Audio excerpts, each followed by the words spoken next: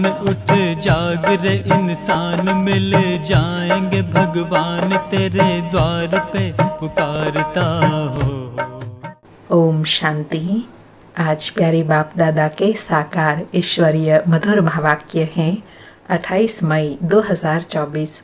आज की मुरली के सार में कहा कि शिव बाबा है सर्व संबंधों के प्यार की सेक्रेन। वह हमारा बाप भी है, टीचर भी है, सतगुरु भी है। तीनों ही सर्विस अभी इकट्ठी करते हैं। यहाँ संगम पर एक बाप से ही सर्व संबंध है। बुद्धि और सब तरफ से हटाई एक माशूक शिव बाबा को बहुत प्यार से याद करना है। फिर बाबा ने स्मृति दिलाई कि बच्चे तुम शांति धाम से आए थे, शांत ही थे। शांति के सागर से तुमको शांति का, पवित्रता का वर्षा मिलता है। फिर कहा सुबह को उठकर बच्चों को ड्रिल करनी है, मैं आत्मा हूँ, यह पाठ पक्का करना है। और साथ में कहा कि बच्चों को यह निश्चय पक्का हो जाए कि हम आत्माओं का बाप हमको पढ़ाते हैं, वह आए हैं अभी वापस घर ले जाने के लिए, इसलिए अपने को आत्मा समझना है। फिर कर्मातीत अवस्था को स्पष्ट करते हुए कहा कि पिछाड़ी में एक बाप के सिवाय कोई की भी याद न आए। पुरानी देह, पुरानी दुनिया, पुराने संबंध से सबसे ममत्व मिट जाए। बाबा कहे बस आत्मा भाई भाई है, यह समझते रहेंगे तो शरीर का भान निकल जाएगा। इसलिए कहा गायन है अंतकाल जो सिमरे, ऐसे चिंतन में मरे तो नारायण योनि में जाए। इसलिए कहते हैं ना, अंतकाल में गंगा जल मुख में हो, परम पिता परमात्मा का सिमरण हो, तब प्राण तन से निकले तो सदगति को पाए। फिर पवित्रता से प्राप्ति बताई कि जितना तुम पवित्र बनते जाते हो, तुम्हारी आयु भी बड़ी हो जाती है। तुम्हारे पवित्र बनने से यह दुनिया भी नई बन जाती है, जहाँ एवरीथिंग न्यू रहता है। अनाज, पानी, धरती आदि सब नया रहता है। तुम्हारे पवित्र बनने से धरती भी फर्स्ट क्लास पवित्र बन जाती है, जिसको स्वर्ग कहते हैं, वंडर ऑफ वर्ल्ड। फिर इसी पर बहुत गुह्य बात समझाते कहा कि इसलिए दीपमाला पर सब नए नए अच्छे अच्छे कपड़े पहनते हैं, क्योंकि आत्मा नई पवित्र बन जाती है। इसलिए दीपावली पर भी हर चीज नई नई लेते हैं। सुनते हैं प्यारे बाप दादा के इन अनमोल मधुर महावाक्यों को विस्तार से। आज बाबा कहे मीठे बच्चे, बाप है सर्व संबंधों के प्यार की सेक्रेन। एक मीठे माशूक को याद करो तो बुद्धि सब तरफ से हट जाएंगी। आज मुरली से प्रश्न है, कर्मातीत बनने का सहज पुरुषार्थ व युक्ति कौन सी है? उत्तर में बाबा ने कहा, भाई भाई की दृष्टि को पक्का करने का पुरुषार्थ करो। बुद्धि से एक बाप के सिवाय और सब कुछ भूल जाए, कोई भी देहधारी संबंध याद न आए, तब कर्मातीत बनेंगे। अपने को आत्मा भाई भाई समझना, यही पुरुषार्थ की मंजिल है। आत्मा भाई भाई समझने से देह की दृष्टि, विकारी ख्यालात खत्म हो जाएंगे। ओम शांति। डबल ओम शांति। बाबा कहे डबल कैसे है? यह तो तुम बच्चों की बुद्धि में है कि बाप और दादा हैं। बाप भी बच्चों को ही बैठ समझाते हैं। पहले तो बाप का निश्चय होना चाहिए, क्योंकि यह बाप भी है, टीचर भी है, सतगुरु भी है। यूं तो लौकिक रीति से अलग अलग होते हैं। टीचर जवानी में किया जाता है, गुरु 60 वर्ष की आयु के बाद करते हैं। यह शिव बाबा तो जब आते हैं तीनों ही इकट्ठी सर्विस करते हैं। बाबा कहते हैं लौकिक जीवन में तीनों सर्विस अलग अलग होती है। पिता से जन्म और वर्षा मिलता है, फिर टीचर से पढ़ाई पढ़ते हैं और फिर गुरु करते हैं। यहाँ तो बाबा जब आते हैं तो तीनों ही संबंध एक साथ रहते हैं, तीनों ही पालना एक साथ करते हैं। कहते हैं छोटे बड़े सब पढ़ सकते हैं। बच्चों की ब्रेन अभी फ्रेश होती है, यह तो बच्चे समझ गए हैं। छोटे बड़े सब जीव की आत्माएं जरूर हैं। आत्मा जीव शरीर में प्रवेश करती है। आत्मा और जीव शरीर में फर्क है ना? यहाँ तुम बच्चों को आत्मा और परमात्मा का ज्ञान दिया जाता है। आत्मा तो अविनाशी है, बाकी शरीर यहाँ भ्रष्टाचार से पैदा होता है। वहाँ सतयुग में भ्रष्टाचार का नाम ही नहीं होता है। गाया जाता है संपूर्ण निर्विकारी दुनिया, श्रेष्ठाचारी और भ्रष्टाचारी अक्षर है ना। यह सब बातें बाप ही समझाते हैं। बच्चों को सिर्फ यह पक्का निश्चय हो जाए कि हम आत्माओं का बाप हमको पढ़ाते हैं। बाप आते ही है पुरुषोत्तम संगम युग पर, तो इससे सिद्ध होता है कि कनिष्ठ से पुरुषोत्तम बनाते हैं। यह दुनिया ही कनिष्ठ तमो प्रधान है, इसको रौरव नरक कहा जाता है। अब हमको वापस घर जाना है, इसलिए अपने को आत्मा समझो। बाप आए हैं घर परम धाम ले जाने। हम आत्मा भाई भाई हैं, यह पक्का निश्चय कर लो। यह देह तो रहेंगी नहीं, फिर विकार की दृष्टि खलास हो जाएंगी। यह है बड़ी मंजिल। बाबा कहते हैं बड़ी मंजिल कौन सी है? आत्मा भाई भाई की दृष्टि पक्की करना। इस मंजिल पर बहुत थोड़े पहुंच सकते हैं, मेहनत है। पिछाड़ी में कोई भी चीज याद न आए, इसको कहा जाता है कर्मातीत अवस्था। यह देह भी विनाशी है, इससे भी ममत्व निकल जाए। पुराने संबंध में ममत्व नहीं रखना है, अब तो नए संबंध में जाना है। पुराना आसुरी संबंध स्त्री पुरुष का कितना छीछी है।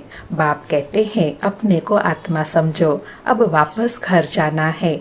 आत्मा आत्मा समझते रहेंगे तो फिर शरीर का भान नहीं रहेगा। कुछ दिन पहले भी बाबा ने कहा था ना कि जब भी कार्य व्यवहार में आते हैं तो अपने लिए भी और सामने वाले को भी आत्मा देख आत्मा समझकर बात करने का अभ्यास करेंगे। स्वयं को भी समझेंगे कि मैं आत्मा यह कार्य कर रही हूँ, यहाँ जा रही हूँ। तो जितना बार बार आत्मा का भान पक्का होता जाएगा तो शरीर का भान निकलता जाएगा, स्त्री पुरुष की कशिश निकल जाएंगी। लिखा हुआ भी है, अंतकाल जो स्त्री सिमरे, ऐसे चिंतन में जो मरे, वल वल योनि में जाए। इसलिए कहते हैं अंतकाल गंगा जल मुख में हो, श्री कृष्ण की याद हो। भक्ति मार्ग में तो श्री कृष्ण की याद रहती है। श्री कृष्ण भगवान वाच कह देते हैं। यहाँ तो बाप कहते हैं देह को भी याद नहीं करना है। अपने को आत्मा समझो और सब तरफ से दिल हटाते जाओ। सभी संबंधों का प्यार एक बाप में जैसे सैक्रिन हो जाता है। सबका मीठा और फिर सबका माशुक भी है। बाबा कहे एक बाबा ही सर्व संबंधों की सैक्रिन है, तो इसलिए उनसे ही सर्व संबंध जोड़ना है। माशुक एक ही है, परंतु भक्ति मार्ग में नाम कितने रख दिए हैं। भक्ति का विस्तार बहुत है। यज्ञ तप तीर्थ व्रत करना, शास्त्र पढ़ना, यह सब भक्ति मार्ग की सामग्री है। ज्ञान की सामग्री तो कुछ भी है नहीं। यह भी तुम नोट करते हो समझाने के लिए, बाकी तुम्हारे कागज आदि कुछ भी रहेंगे नहीं। बाप समझाते हैं बच्चे तुम शांति धाम से आए थे, शांत ही थे। शांति के सागर से तुम शांति का पवित्रता का वर्षा लेते हो। अभी तुम वर्षा ले रहे हो ना। बाबा कहते हैं सतयुग के जो संस्कार है, गुण है, उसका वर्षा यहाँ संगम पर लेते हो ना। ज्ञान भी ले रहे हो, स्टेटस लक्ष्य सामने खड़ा है। यह ज्ञान सिवाय बाप के और कोई दे न सके। यह है रूहानी ज्ञान। रूहानी बाप एक ही बार आते हैं रूहानी ज्ञान देने लिए। उनको कहते भी हैं पतित पावन। सुबह को बच्चों को बैठ ड्रिल कराते हैं। वास्तव में इसको ड्रिल भी नहीं कहा जाए। बाप सिर्फ कहते हैं बच्चे अपने को आत्मा समझ, मुझ बाप को याद करो। कितना सहज है, तुम आत्मा हो ना। बाबा कहे तुम आत्मा हो ना, कहाँ से आए हो? परम धाम से। ऐसे और कोई भी पूछ नहीं सकेंगे। पारलौकिक बाप ही बच्चों से पूछते हैं बच्चों परम धाम से आए हो ना, इस शरीर में पार्ट बजाने। पार्ट बजाते बजाते अब नाटक पूरा हुआ। आत्मा पतित बनी तो शरीर भी पतित बना है। सोने में ही अलाई पड़ती है, फिर उनको जलाया जाता है। वह सन्यासी लोग ऐसे अर्थ कभी नहीं समझाएंगे। वो तो ईश्वर को जानते ही नहीं। बाप से योग रखो यह मानते ही नहीं। बाप जो सिखलाते हैं वह और कोई सिखला न सके।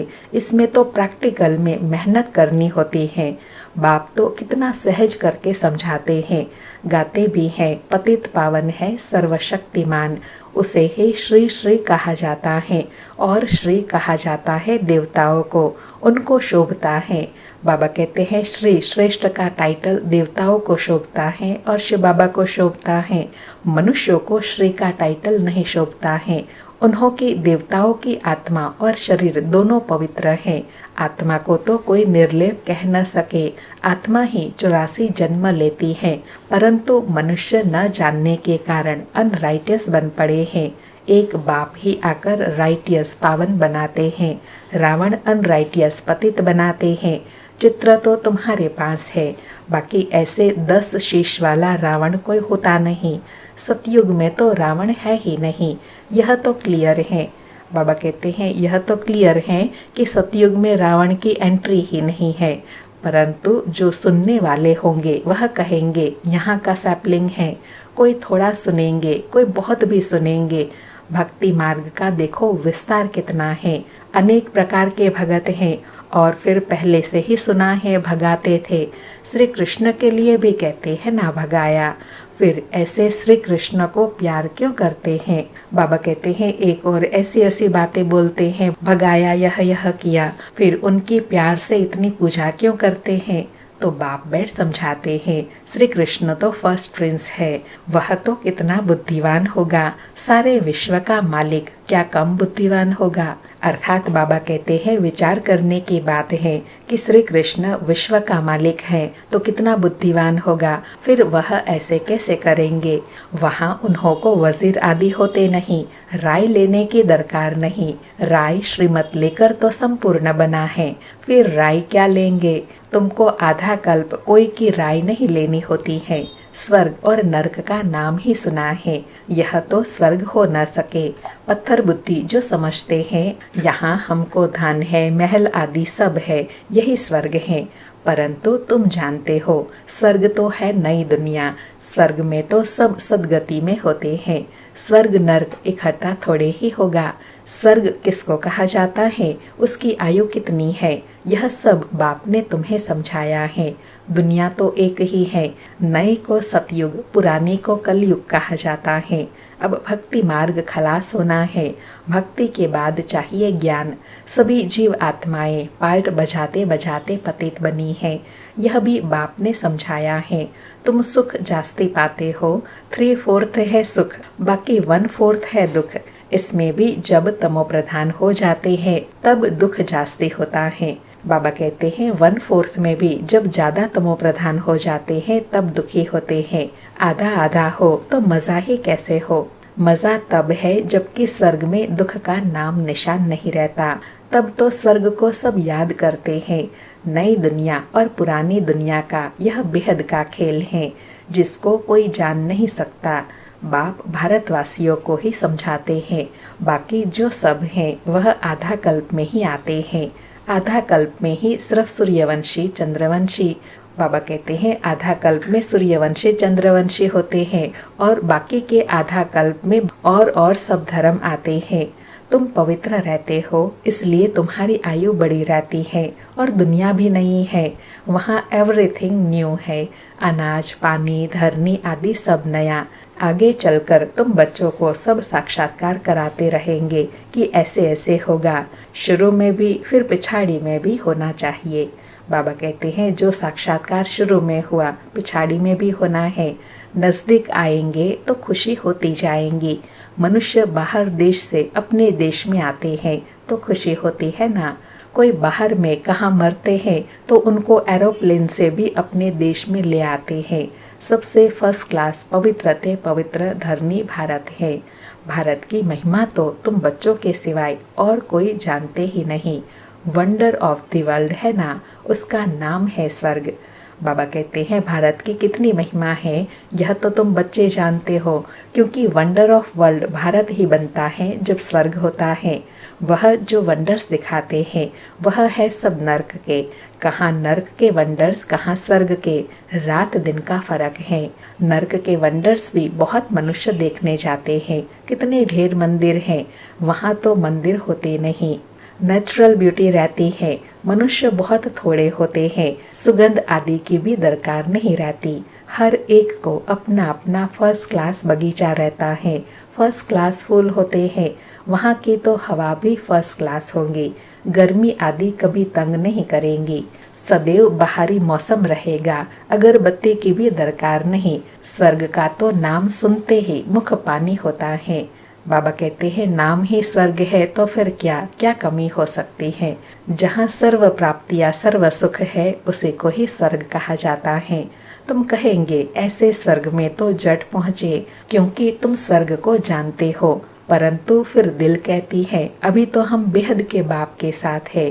बाप पढ़ाते हैं ऐसा चांस फिर थोड़े ही मिलेगा। यहाँ मनुष्य मनुष्य को पढ़ाते, वहाँ सतयुग में देवताएं देवताओं को पढ़ाते हैं।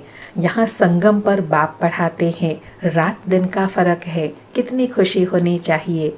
बाबा कहते हैं बाकी तो मनुष्य मनुष्य को पढ़ाते हैं, सतयुग में देवताएं देवताओं को पढ़ाते हैं, लेकिन संगम पर परमात्मा आकर आत्माओं को पढ़ाते हैं। इसलिए इस बात का सदा नशा और खुशी बनी रहे।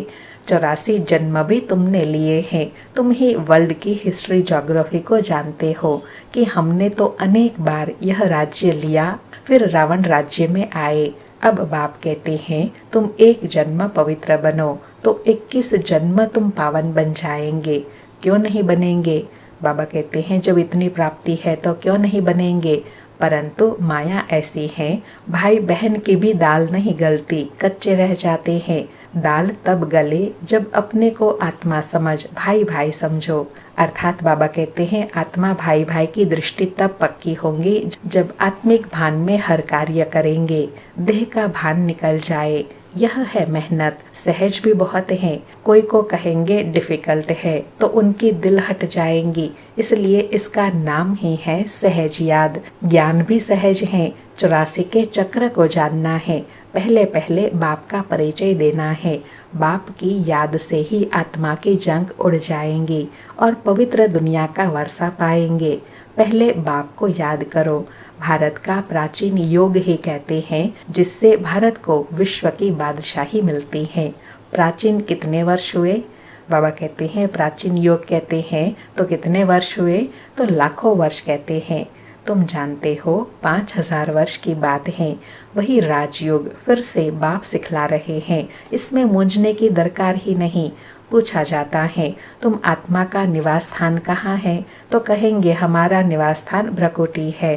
तो आत्मा को ही देखना पड़े। यह ज्ञान तुमको अभी मिलता है, फिर वहाँ सतयुग में ज्ञान की दरकार ही नहीं रहेंगी। मुक्ति जीवन मुक्ति को पा लिया, खलास। अर्थात बाबा कहते हैं ज्ञान से प्राप्ति हो गई तो ज्ञान प्रायः लोप हो जाता है। मुक्ति वाले भी अपने समय पर जीवन मुक्ति में आकर सुख पाएंगे। सब जीवन मुक्ति में आते हैं वाया मुक्ति। यहाँ से जाएंगे शांति धाम और कोई दुनिया है नहीं। ड्रामा अनुसार सबको वापस जाना ही है। विनाश की तैयारियां हो रही हैं। इतना खर्चा कर बॉम्ब्स बनाते हैं, सो रखने के लिए थोड़े ही बनाते हैं। बारूद है ही विनाश के लिए। सतयुग में यह चीजें होती नहीं। अब 84 जन्म पूरे हुए, हम यह शरीर छोड़ घर जाएंगे। दीपमाला पर सब नए नए अच्छे कपड़े पहनते हैं ना, तुम आत्मा भी नई बनती हो। बाबा ने कितना सुंदर एग्जाम्पल दिया कि जैसे दीपमाला पर सब नए अच्छे अच्छे कपड़े पहनते हैं, ऐसे सतयुग में भी सदा दीपमाला होंगी, क्योंकि आत्मा नई सतो प्रधान है तो प्रकृति शरीर भी सतो प्रधान है। यह है बेहद की बात। आत्मा पवित्र बने तो शरीर भी फर्स्ट क्लास मिलता है। इस समय आर्टिफिशियल फैशन करते हैं, पाउडर आदि लगाकर खूबसूरत बन जाते हैं। वहाँ सतयुग में नेचुरल ब्यूटी होती है। आत्मा एवर ब्यूटीफुल बन जाती है। यह तो तुम समझते हो। स्कूल में सब एक जैसे नहीं होते। तुम भी पुरुषार्थ करते हो हम ऐसा लक्ष्मी नारायण बने। यह है तुम्हारा ईश्वरीय कुल। फिर होता है सूर्यवंशी चंद्रवंशी घराना। तुम ब्राह्मणों में राजाई नहीं है, तुम अभी संगम पर हो। कलयुग में अब राजाई है नहीं। भल कोई राजाई रह भी जाती है, नील तो कभी होती नहीं। अब तुम यह बनने के लिए पुरुषार्थ कर रहे हो। बाबा कहते हैं कहीं न कहीं तो जरूर राजाओं का राज्य चल रहा होगा। एकदम नील नहीं होता है, क्योंकि उसी से ही तो फिर सतयुग की राजाई शुरू होती है। अब तुम यह बनने लिए पुरुषार्थ कर रहे हो। देखेंगे हम आत्माएं भाई भाई हैं, तो वह शिव बाबा बाप हैं। बाप कहते हैं एक दो को आत्मा भाई देखो, तीसरा नेत्र ज्ञान का तो मिला है। तुम आत्मा कहाँ निवास करती हो? आत्मा भाई पूछता है। आत्मा कहाँ रहती है? तो कहते हैं यहाँ भ्रकुटी में। यह तो कॉमन बात है, एक बाप के सिवाय कुछ भी याद न आए। पिछाड़ी में तो शरीर भी ऐसे बाप की याद से छूटे, यह प्रैक्टिस पक्की करनी है। बाबा आज विशेष आत्मा का पाठ पक्का करा रहे हैं कि सदा ही आत्मा की स्मृति बनी रहे। यह प्रैक्टिस सारा दिन करते रहना है। अच्छा, मीठे मीठे सिक्के लथे बच्चों प्रति माता पिता बाप दादा का याद प्यार और गुड मॉर्निंग। रूहानी बाप की रूहानी बच्चों को नमस्ते। हम रूहानी बच्चों की रूहानी माता पिता बाप दादा को याद प्यार गुड मॉर्निंग और नमस्ते नमस्ते। सारी मुरली से धारणा के लिए सार हैं। पहला, सतयुग में फर्स्ट क्लास सुंदर शरीर प्राप्त करने के लिए अभी आत्मा को पावन बनाना है, कट उतार देनी है, आर्टिफिशियल फैशन नहीं करना है। दूसरा, एवर पवित्र बनने के लिए प्रैक्टिस करनी है कि एक बाप के सिवाय कुछ भी याद न आए, यह देह भी भूली हुई हो, आत्मा भाई भाई की दृष्टि नेचुरल पक्की हो। आज बाबा ने वरदान दिया, शुभ भावना शुभ कामना के सहयोग से आत्माओं को परिवर्तन करने वाले सफलता संपन्न भव।